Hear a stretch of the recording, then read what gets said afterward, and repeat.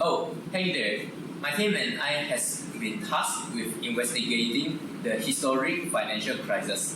Our objective is to look past the chaos and identify the exact technical instrument that weaponize the significant financial crisis. And in order to build an assumption about what if the crisis occurred in Malaysia. Now, by introducing 3 movies that we used to investigate the past financial crisis. The first 2 will be The Big Short 2015 and Margin Call in 2011. These 2 movies' background was based on the subprime mortgage crisis, which occurred from 2007 to 2010.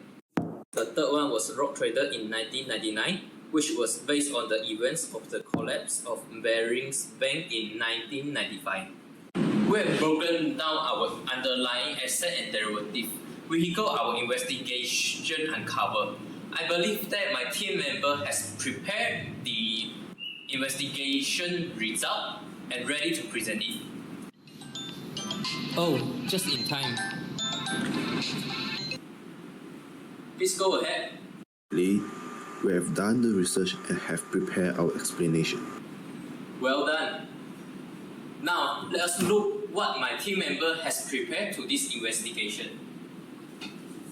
Hey everyone, today I'm going to talk about how The Big Short, Margin Call and Rogue Trader show different financial instruments and the risks that come with them.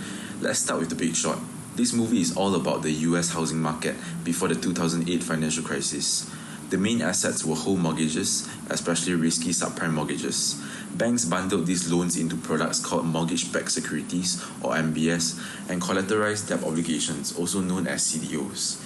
Michael Burry saw that these mortgages were likely to fail, so he bought credit default swaps or CDS, which basically work like insurance against those mortgage securities. When the housing market crashed, those CDS contracts became extremely valuable, making him huge profits. Next is Margin Call. This movie also involves mortgage-backed securities, but it focused more on how dangerous they became when banks borrowed too much money and used excessive leverage. This investment bank held large amounts of mortgage-backed securities, believing they were relatively safe.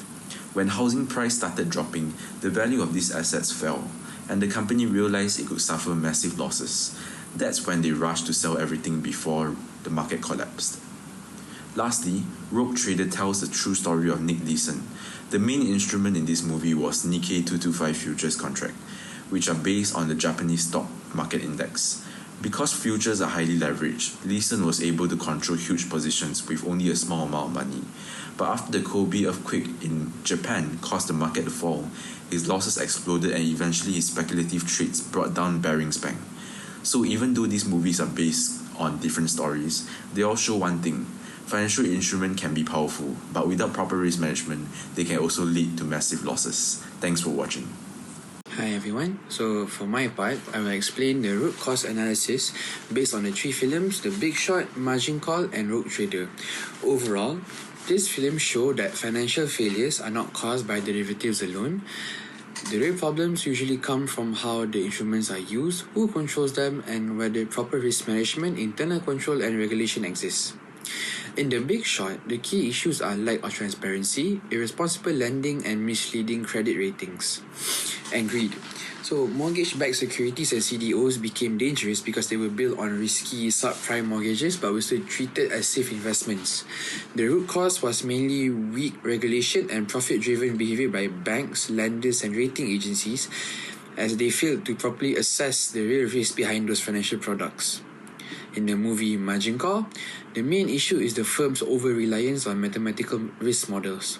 When the model failed to predict extreme losses, senior management decided to sell their risky assets quickly to protect the firm.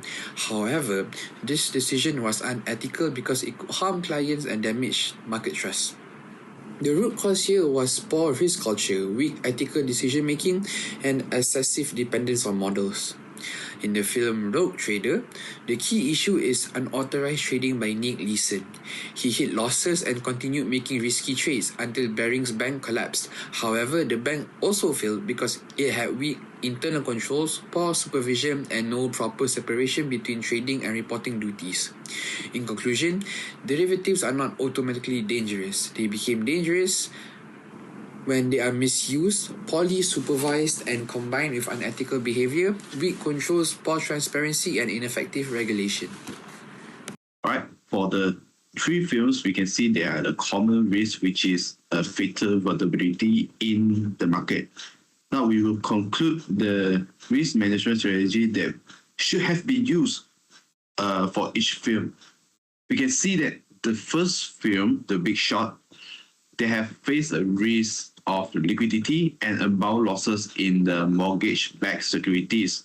To mitigate this, the film should have integrated a credit default swap overlay aligned mathematically with their cash portfolio delta exposure, while a hedge assets the theoretic exponential gains from the synthetic CDS will cap net folio losses strictly to the periodic premium paid and neutralizing insolvency risk. For the second film, Margin Call, they face a model risk and an extreme of 30-to-1 leverage. They should have been used a protective put strategy using a high liquid exchange traded index option.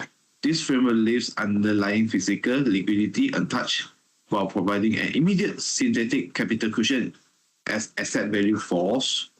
The put option appreciates dollar to dollar, protecting regulatory capital and eliminating the pressure of overnight fire sales. The last film, Rogue Trader, they face a danger of linear risk in directional features. They should have to mitigate with long put option. The risk profile transforms from linear to non-linear. The put act as a de facto stop loss, strictly binding downside exposure to a predetermined tolerable amount. With that, I would like to conclude that risk management strategies can be transformed a catastrophic amount downside risk into a fixed mathematically management costs. After examining the Big Short, Margin Call, and Rogue Trader, an important question is whether similar financial failures could occur in Malaysia today. Although the firms focus on different situations, they all highlight the consequences of excessive risk-taking, weak governance, and poor oversight. For the Big Short, Malaysia addresses similar risks through the Securities Commissions Malaysia and the Malaysia Code on Corporate Governance, which promotes transparency, accountability, and investor protection. For Margin Call, Bank Negara Malaysia helps maintain financial stability through macroprudential supervisions and stress testing to identify the risks before they become systematic.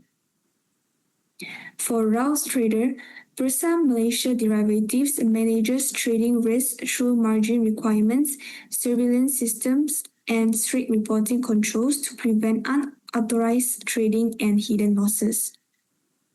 Overall, Malaysia's regulatory framework is designed to be preventive rather than reactive, helping to identify risks early and strengthen the financial stability. So with that, we have come to an end of our presentations. We hope our discussion has provided valuable insights into derivatives, risk management, and the importance of regulatory oversight.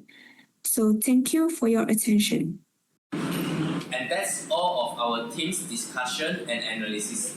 If you guys have same thinking with us or others' opinions, please let us know. And we will see you next time. Bye.